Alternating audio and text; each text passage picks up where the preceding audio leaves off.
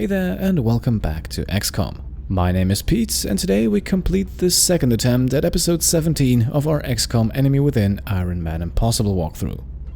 As it happens, the 30-minute video that I originally uploaded as episode 17 featured a major oversight on my part, namely the failure to unlock the All Aboard achievement, which is rewarded for completing the Confounding Light mission with more than 3 turns left on the timer.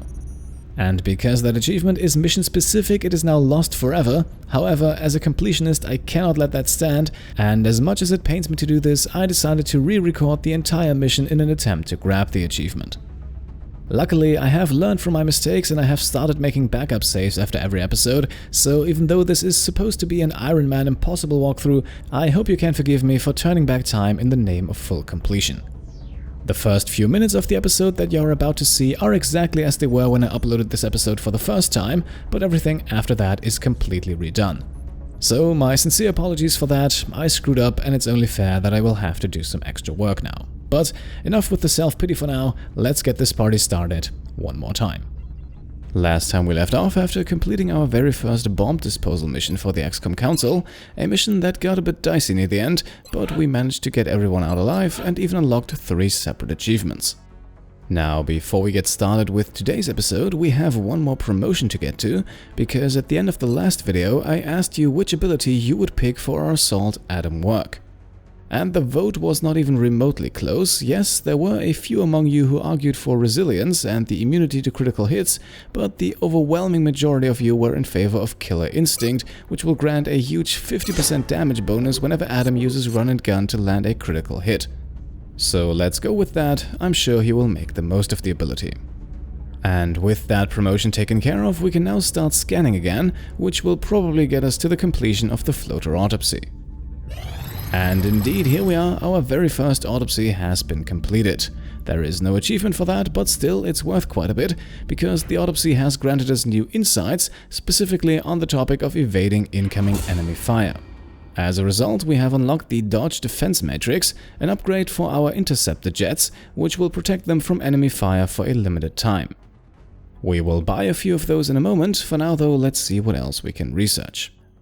As you can see, there are several other autopsies available, but we'll let them be for now. We could also start researching another new suit of armor, but that is also nothing we desperately need. We could also start that priority project and work towards capturing an alien alive, but without a containment cell that won't be of much use either, so let's actually start working on some new and improved weaponry by researching precision lasers.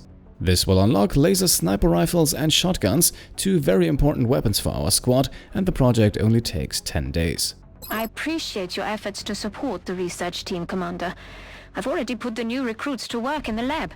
Now, with the defense matrix unlocked, let's jump over to engineering and purchase 2 of them immediately.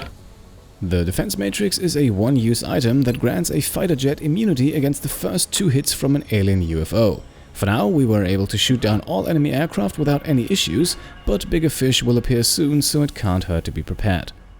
As a matter of fact, we might even want to stock up our hangar with at least 1 more jet per continent, and if you think we should buy more fighters immediately, then feel free to let me know in the comments. For now though, the matrix will be enough and we can continue scanning.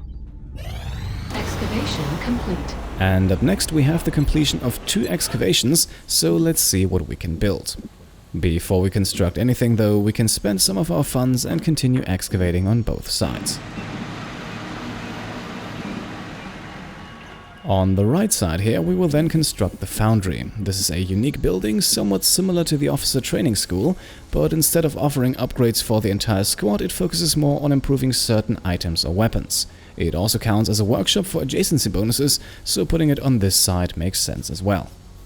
Now, spending 75 credits here reduces our funds to the point where we technically can't afford the next satellite uplink. But before we need to build that, we very likely have 1 or 2 more missions to complete, and we also have plenty of corpses to sell on the grey market.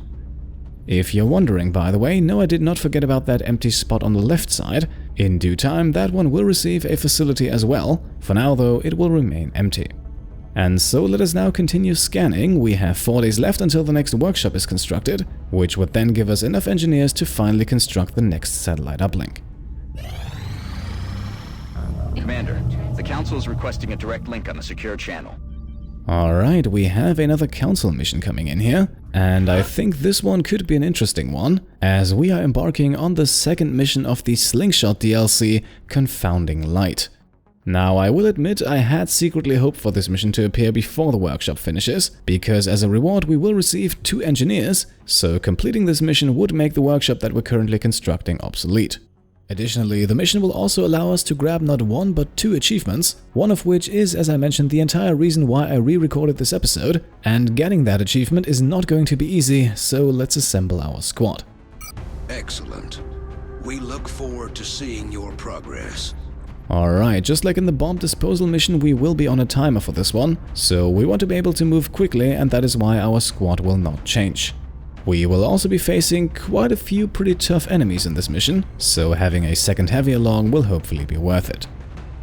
So let us once again travel over to China now and see if we can't lead that battleship elsewhere.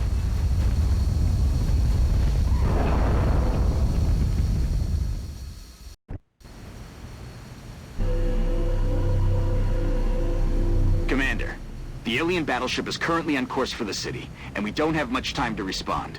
Using the device provided by Zhang, Dr. Shen has developed a series of modified transponders that should throw off the alien's navigational computer. However, the only way for us to get them in position fast enough is by using the commuter rail network running through the city. Alright, here we are, Operation Confounding Light, this time hopefully with all achievements. However, that is going to be pretty damn difficult. As you can see, we are on a 10-turn timer, and unlike in the bomb disposal mission, we will not be able to extend that in any way. Our job is made even more difficult by the All Aboard achievement, which requires us to finish this mission not in 10 but in 7 turns. During those 7 turns we will therefore have to place all of the transponders and get the train moving, and needless to say, we will face resistance along the way. And because time is of the essence, we will start things off fairly aggressively with a round of dashes. Up first is Resilius, who can get himself some high ground up on the train here.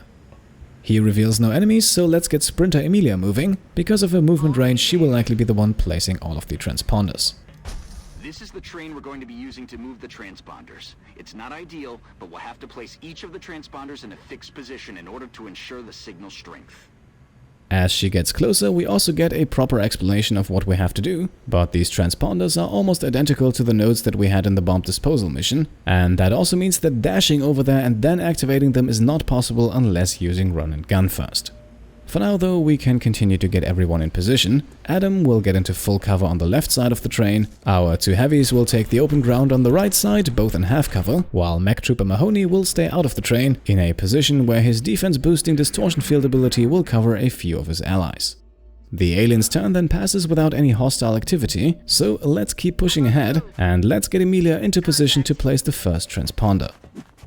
Our aggressive approach then reveals the first aliens on this map, 3 Thin Men who scatter immediately, and unfortunately that is not the only group we activate, as 3 more reveal themselves a bit further in the back of the train. So that leaves us now with 6 hostiles, and we really only have 5 soldiers to do something with. Even worse, they are all pretty far away because Emilia was the one spearheading our expedition. That was a calculated risk on my part, however, and for the moment let's not worry about it. Let us instead place that first transponder down before we forget about it in the heat of the battle. Good. That transponder is in place and operational. Once the rest are deployed, they'll begin transmitting a signal to confuse the alien navigation system. If everything goes according to plan, the signal should pull the battleship off course, leaving us with a prime opportunity for an ambush. Alright, as we can see, the next transponder location is also right ahead of us, so we should be able to get there shortly. Admittedly though, in our current situation we have bigger concerns. Now, on this turn, we unfortunately can't do much to actually harm our opponents. However, thanks to Resilius' squad side ability, we can get at least 1 shot off, and let's target the Thin Man on our far left, as that one is very inconveniently located.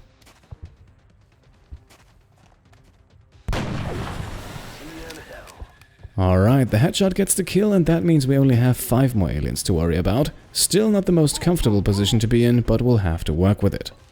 Up next, we'll have Adam dash a bit closer to Emilia, you will see why in just a second. We will also bring Heavy Shoji up on the right flank in full cover, from where he can hopefully do some damage with a rocket on the next turn, and for now he can at least put some pressure on the Thin Man by flanking one of them. Heavy Andrea Cook will go into full cover on the other side. Depending on how the aliens move, we might need an explosive from her on this side as well. Mech Trooper Nicholas will then join Adam and Emilia in the train. That will give both of them a small defense bonus, while Nicholas himself can still go on Overwatch. Now, we still have 5 enemies against us, and despite Mahoney's presence, we're not too well protected at the moment. For that reason, we will now have Emilia deploy a smoke grenade, which conveniently covers our entire front line, save for Shoji. And with everyone receiving a plus 40 defense bonus, let's see if the aliens can do some damage. Commander, we have multiple incoming bogies. It looks like they were air-launched from the battleship. Expect new contacts any minute now. Alright, even before the aliens can take aim, Nicholas fires a reaction shot. He doesn't get the kill, but does 4 points of damage, which should make things easier on our next turn. Taking damage. I'm losing control of the situation. Unfortunately though, the Thin Man retaliates immediately and also does 4 points of damage against Nicholas, and somewhat unexpectedly this causes our Mech Trooper to panic. As a result, he now retreats and will not be able to take an action on the next turn, so we're definitely not off to the best start in this encounter. They missed the mark. The Thin Man on the right, meanwhile, are zoning in on Shoji in full cover. Understandable, since he is the only one not protected by the smoke grenade, but then again he does have full cover and with 14 hit points a sizable pool of health as well. Luckily though, at least for now, he does not have to tap into that, as all of the Thin Man's shot go wide. After 3 shots have missed their target, number 4 then takes a different approach. It goes for the poison spit, and unfortunately Shoji cannot dodge that. In addition to the Thin Man, we now also have a Muton dropping in. As you heard just a moment ago, the aliens are sending in reinforcements from the battleship. Their appearance is triggered by us advancing through the train, but luckily for now we only have a single Muton on Overwatch. Now the turn has shifted back to us, however, and that means it's time for explosives. Being poisoned reduces Shoji's aim and movement range, but luckily that does not affect his rocket, and with 4 Thin Men conveniently clustered together right ahead of him, that is going to be our weapon of choice.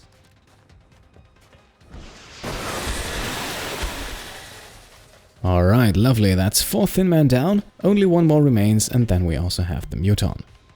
By the way, we fired the rocket in such a way that it would not destroy the cover on the small booth he's hiding behind, as that might be a convenient spot for him later in the mission. Now the Muton is on Overwatch, but that does not bother Adam, whose lightning reflexes safely get him into striking distance.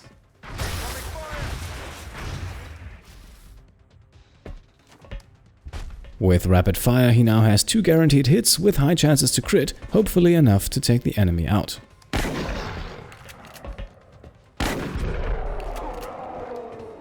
And indeed, here we are, only 2 moves made and already we're down to the very last enemy. And for this one we will move in Andrea, who can get herself into a flanking position. Moving out. Right, I had hoped for a guaranteed hit here, and a 97% chance to hit is almost guaranteed. However, as long as we have options, almost is not good enough for us here. We simply cannot afford to have anything go wrong this early, so we'll go with a grenade instead. Alright, Thin Man down and we have a moment to catch our breath. The next 2 transponder locations are already visible ahead of us, and we will actually move Emilia up to the next one in just a second. Before we do that though, we can reload Rosilius' sniper rifle, and then take a somewhat risky dash here with our support. However, since 2 groups of Thin Men were already hiding out back there, it is rather unlikely that we will discover a 3rd one right behind. And indeed, the coast is clear and the alien's turn also goes by and we have no more Mutons dropping in. And with Emilia already in position, let's start things off by activating transponder number 2. Keep rolling, Strike 1. You've got 2 transponders left. We can also get her to transponder number 3 on this very same turn, so let's do that and activate that one as well. You're almost there. Only 1 transponder left to be activated. Alright, 7 turns remaining and only 1 more transponder needs to be activated. Then of course we also need to get the train moving, but we can likely do that on the same turn. For now though, I think it's high time that we get some of our troops following in Emilia's footsteps, even though Adam here only moves up slightly so that he still has an action left to reload his shotgun. Now, thanks to the poison cloud, we will have to split Andrea's movement in 2. First she can go behind the bench here and then into half cover ahead of Adam. On the other side of the battlefield, Shoji will dash into the train behind transponder number 2, while we have now also regained control of Nicholas, and we'll move him up as far as we can as well.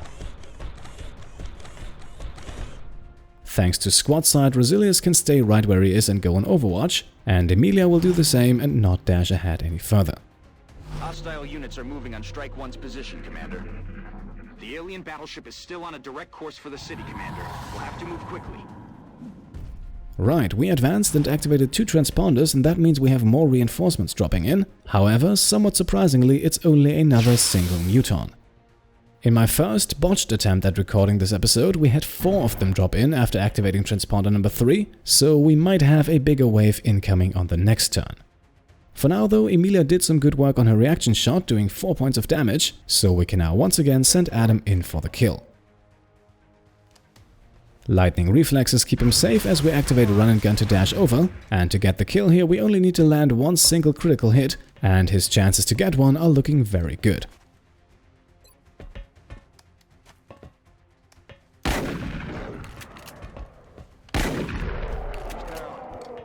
Alright, it took him 2 shots. I would have preferred 1 to conserve a bit of ammunition, but all that counts for now is that the Muton is down.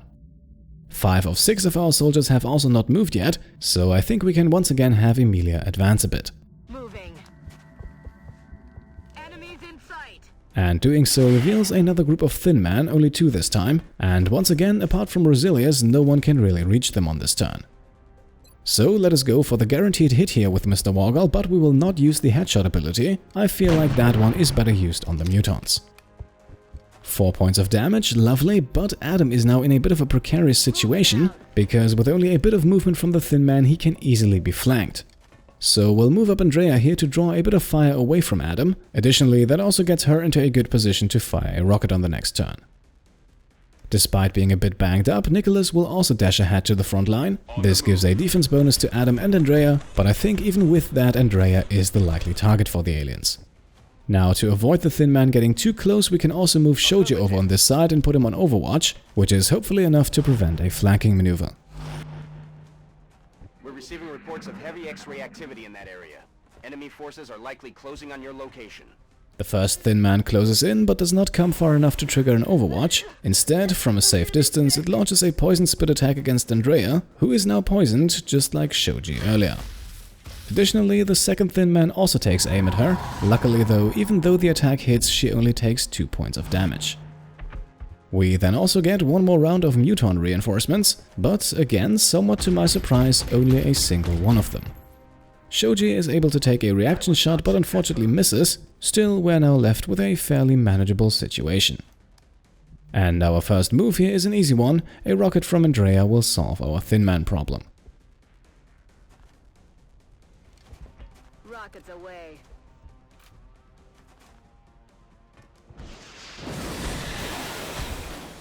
Right, 2 down, 1 more to go. Again, I did not expect things to go this smoothly. I am not quite sure why the number of Mutons is so low, but then again, I'm not complaining.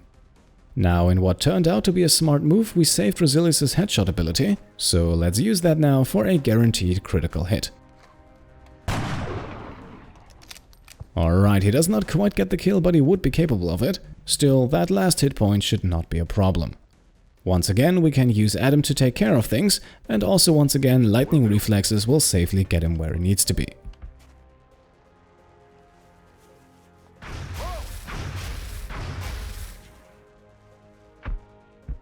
Instead of wasting ammo with the shotgun though, we'll switch over to the pistol. He can still use rapid fire with that, so the chance to land at least 1 hit here is above 90%.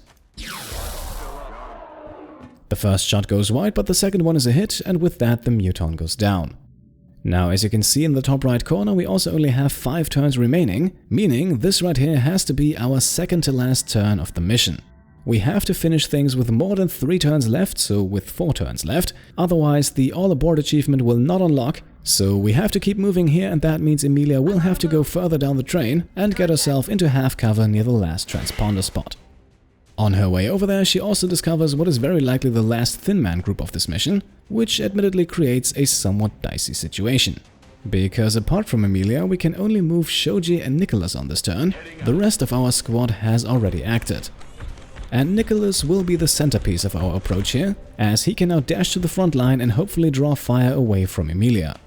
As you can see though, Nicholas is already injured, so before we end our turn here, we will use one of Emilia's medkits to bring him back up to full health. Shoji meanwhile can dash into full cover. He probably won't draw any fire that way, but for the next turn it brings him a little bit closer to the action. Commander, we're running short on time. That battleship is still on a direct course for the city. We have to get moving. As expected, the first Thin Man is then targeting Nicholas, and unfortunately it also hits for 4 points of damage. However, a maximum damage critical hit from number 2 could still kill Nicholas. Luckily though, the shot does not even hit him in the first place, and with that I can already announce that this mission has been completed successfully and that we will unlock both achievements that we were going for. Because in order to win this mission you don't actually have to kill all opponents, it is absolutely enough to place all 4 transponders and to get the train moving. So let's place that 4th transponder now and get one step closer to victory.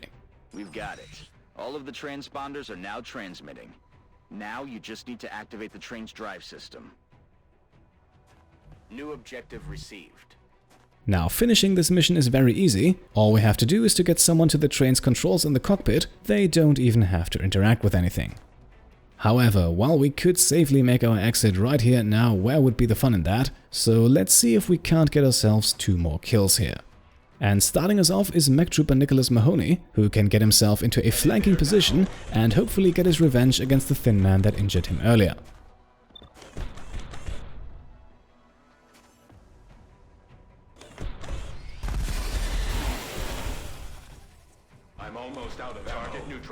Alright, 6 points of damage for the kill, that is lucky indeed. Maybe we can now even get rid of that last enemy. Rosilius unfortunately does not have a line of sight, so squad sight is useless, but maybe we can do some damage with Shoji here. And even if he misses, holo targeting will increase the hit chance of anyone shooting after him. Alright, that is another good hit, but unfortunately it does not get the job done. And we really only have one more option here, everyone else is out of range or otherwise occupied. So let's see if Adam can do this over distance. The pistol gives him a 61% chance to hit, rapid fire increases that to 85, and hopefully that is enough to get the kill.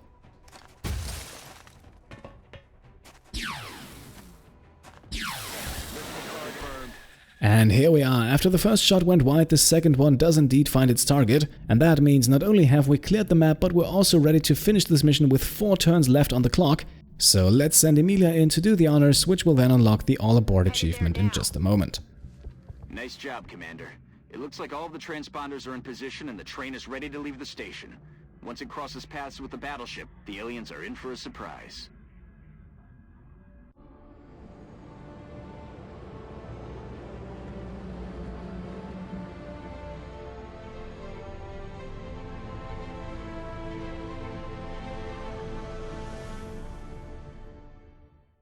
And here we are, in attempt number 2, we finally complete this mission in the proper way. We unlock the Bait the Hook achievement simply for completing the mission, and we also complete the All Aboard achievement for completing this mission with more than 3 turns left on the timer.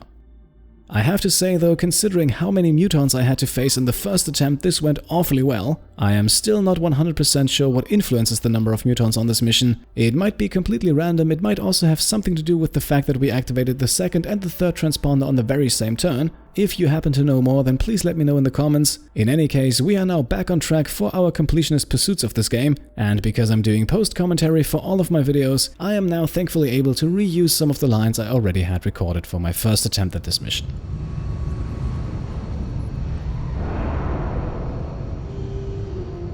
Excellent work all around.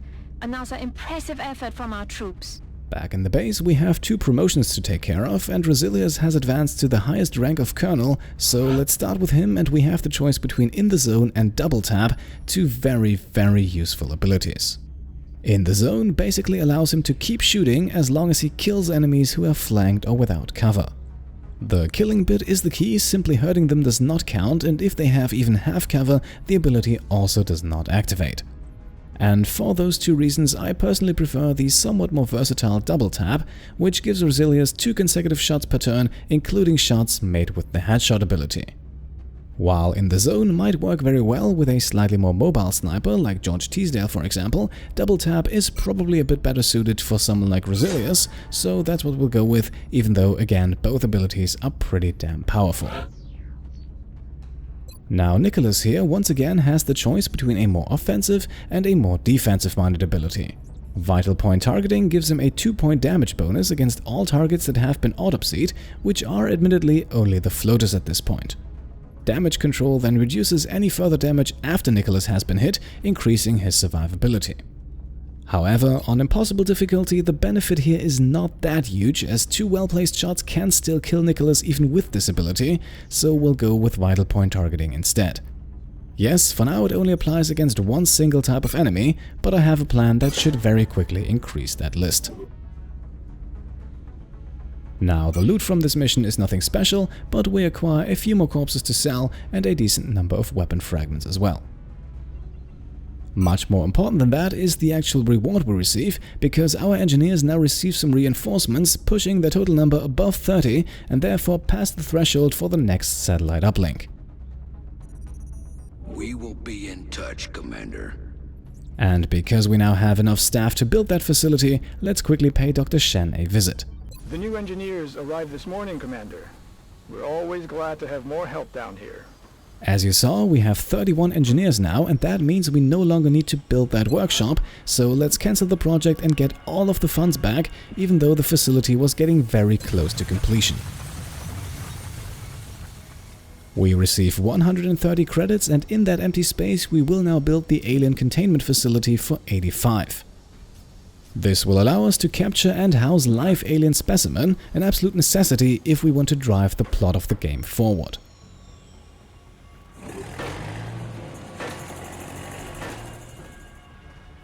Our cybersuits have faced the trials of battle and were proven effective. As we continue to deploy our mech troopers, they will grow more accustomed to the suits, and if fortune is with us, help put an end to this conflict. And with a quick note about the mech trooper, we have now come to the end of today's episode. I have a few more small to-dos on my list before we continue scanning, but there are also a few things that I need to think about for a while, so for today we'll make the cut right here. One of my questions at this point would, for example, be whether or not we should switch research projects now and research the arc thrower immediately, or whether you think we can afford to wait until precision lasers is finished. We will definitely have quite a few more missions this month, and capturing an alien alive should be possible on almost all of them, but then again I'm not sure how pressing this matter actually is. So just like last time, let me know what you think in the comments below, and as always, if you enjoyed the episode, then I would be very happy if you could leave a thumbs up. If you want to support me and my channel further, then you can also subscribe if you haven't already, or you can support me on Patreon, gain access to the Discord channel, receive a postcard, and maybe even get your name displayed at the end of every video. Thank you all for watching, and I'll see you next time. Cheers.